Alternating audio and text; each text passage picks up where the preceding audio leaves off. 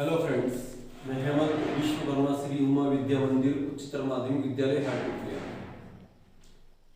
आज हम class 12 English medium की पोएम टू ऑटम का सेकेंड पार्ट यानी स्टेंजा नंबर 2 यहाँ पढ़ने जा रहे हैं। टू ऑटम ये जो पोएम है इसको जॉन किट्स ने लिखा हुआ है और यहाँ पर ऑटम का वर्णन हुआ है। ऑटम मतलब पतझड़ का वर्णन यहाँ पर इन्होंने किया है। सेकेंड स्टेंजा के अंदर हम देखेंगे कि यहाँ पर पोएट जो है जॉन किट्स ऑटम को यहाँ पर एक लेडी के रूप में प्रस्तुत कर रहे हैं, स्त्री के रूप में प्रस्तुत कर रहे हैं। यहाँ पर ऑटम जो है इस प्रकार से दर्शाई गई जैसे कोई एक स्त्री हो। ये आपको इस स्टेंजा में देखने को मिलेगा। तो आइए हम इसको शुरू करते हैं। Who hath not seen thee of amid thy store? Sometimes whoever seeks abroad may find thee sitting careless on a granary floor. देखते हैं इसको, इन लाइनों को समझते हैं। Who hath मतलब has, who hath not seen thee, thee मतलब तुम्हें, of का मतलब होता है अक्सर, thy यानी तुम्हारे, स्टोर का मतलब होता है वो जगह जहां पर अनाज एकत्रित किया जाता है। Who hath not seen thee often यानी of amid thy store, question mark है यहाँ पर। यहाँ पोएट जो है ऑटम को एक स्त्री के रूप में प्रस्तुत करते हुए कह रहे हैं कि तुम्हें किसने तुम्हारे स्टोर के बीच में यानी कि तुम्हारे अनाज के भंडार के बीच में बैठे हुए नहीं देखा है। Sometimes whoever seeks abroad may find thee sitting careless on a granary store. जब कभी भी कोई भी व्यक्ति अब्रॉड यानी कि बाहर जाता है तो ये पाता है, ऐसा देखता है कि तुम बिल्कुल केयरलेस, एकदम बिना परवाह से, ग्रेनरी फ्लोर जो है अर्थात जहां अनाज है उस अनाज के ढेर पर बिल्कुल केयरलेसली, बिल्कुल एकदम बिना किसी चिंता के बैठी हुई दिखाई देती हो।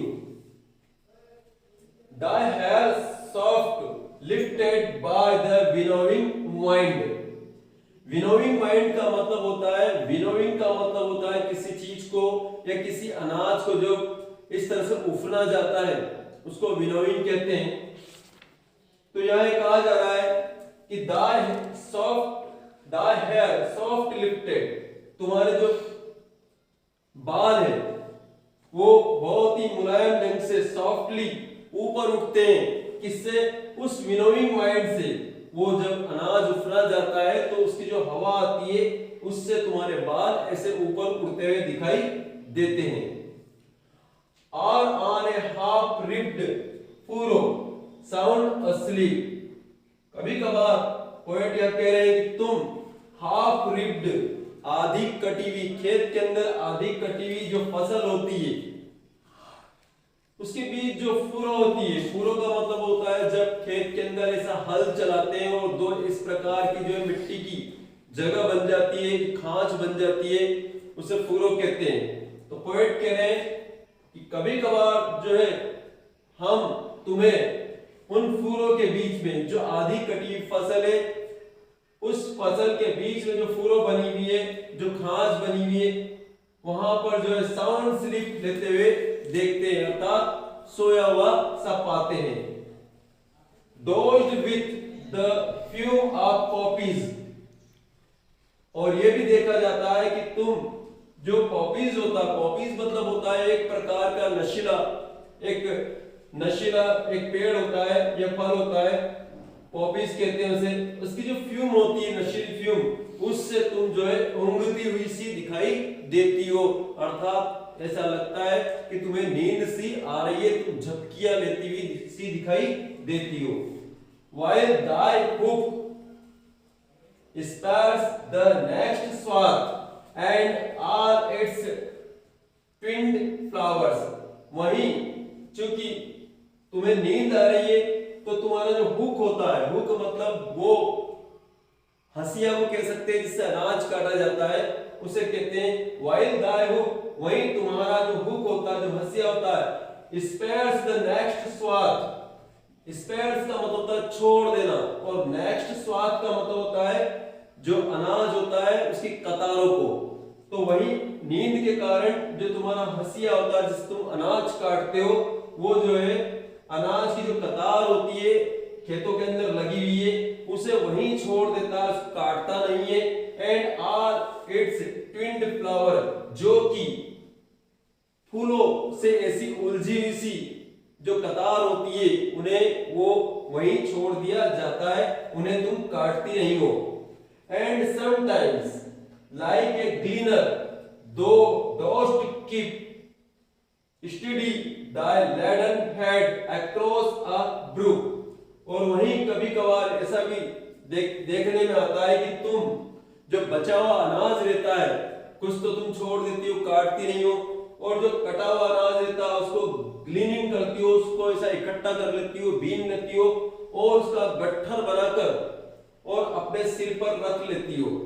और ये जो वजन अपने सिर पर रखती हो तो उस वक्त तुम बैलेंस बनाती हो उसको रखकर, ताकि आने वाला जो ब्रूक है, ब्रूक का मतलब होता है एक छोटी नदी को कह सकते हैं, लेकिन यहाँ पर खेतों में जो है छोटे नाले वगैरह होते हैं उनको कहा जाता है। उस ब्रूक को, उस नाले को क्रॉस करने के लिए उसको क्रॉस करने के लिए तुम क्या करती हो, बैलेंस बना लेती हो, और इस प्रकार से बैलेंस बनाकर जो है अपने सिर पर रखे हुए अनाज के जो गट्ठा है उसको इस प्रकार से रखकर बैलेंस बनाकर उसको क्रॉस करती हो, उस नाले को क्रॉस करती हो। और by a sider press with a patient look. Point यहां पर आटम को कह रहे हैं कि या फिर कभी कभार हम देखते हैं कि तुम साइडर प्रेस के पास बैठ जाती हो।